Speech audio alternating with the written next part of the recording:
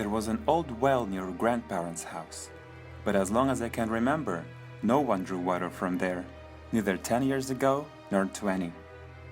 Even my grandfather said that there had been no water ever.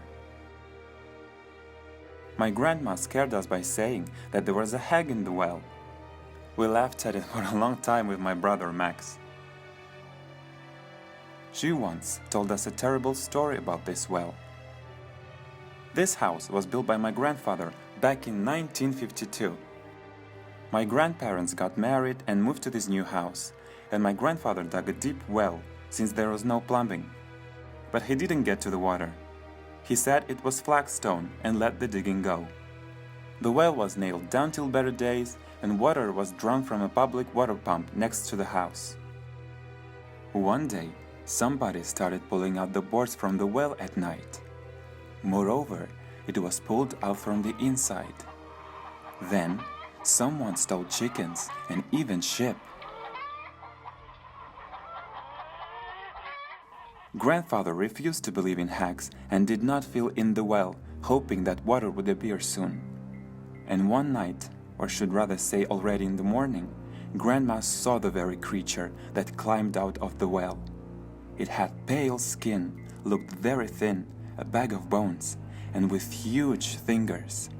Based on the description, it was very similar to the so-called Rake. The well hadn't been filled in for many years, but it was nailed down with oak plants this time. Grandparents died, and that something in the well was forgotten. My father, for some reason, did not know these stories at all. Then that house became something like a summer vacation spot for us. And one summer, I don't know how it popped into our heads, me and Max decided to take a look at this creature in the well with our own eyes. Of course, we did not believe in any hags, and we laughed over it. But we wanted so bad to capture a real Rake on film. That day, we asked our parents to spend the night outside in a tent. My father supported the idea of a sleepover outside, though my mother was against it. In the yard we turned on a dim old lamp, so we could see at least something. My brother snatched a piece of meat to entice the creature. Night fell. When our parents turned the lights off in the house, we put a piece of raw meat on the boards and got into the tent. Nothing had been happening for almost 2 hours. Max had finished his pack of chips and was already asleep, missing a chance to see the monster, and I barely kept my eyes open. Suddenly, I heard the noise of the sliding boards. I was numbed with terror. I couldn't breathe. I had to wake my brother, but I was afraid to move. Having braced myself up, I overcame my fear and shook him from sleep. I put my finger on my lips to shush him and pointed to the old well. Max looked at me with his eyes wide open. We tried not to breathe, although the breathing and the heart beating seemed very loud to us. Having heard nothing else, my brother threw his hands up and whispered what the hell I had woken him up for nothing. I said that I'd heard the noise of the sliding boards at the well. He didn't believe me and suddenly jumped out of the tent. I wanted to grab his pants, but I didn't. I shivered in my boots, but then I got out of our shelter. I didn't see Max anywhere, and I started panicking. Then he scared me from behind and exploded with laughter. He didn't believe that I heard something, and he went straight to the well. The meat wasn't there anymore. Max accused me of hiding the meat and wanting to scare him. And to prove that he wasn't afraid of anything and didn't believe me, he decided to look into the well.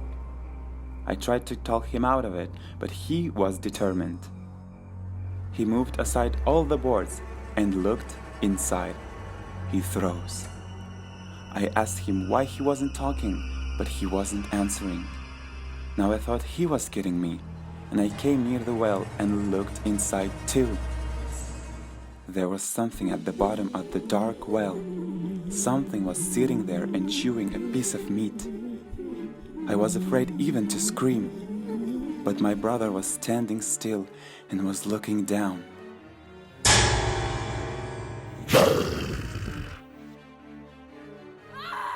I screamed.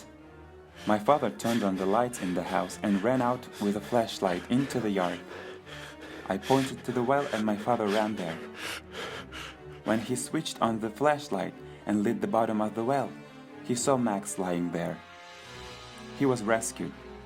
He broke his arm and was in rough shape. He had scratches all over him. Max was very lucky that he didn't die.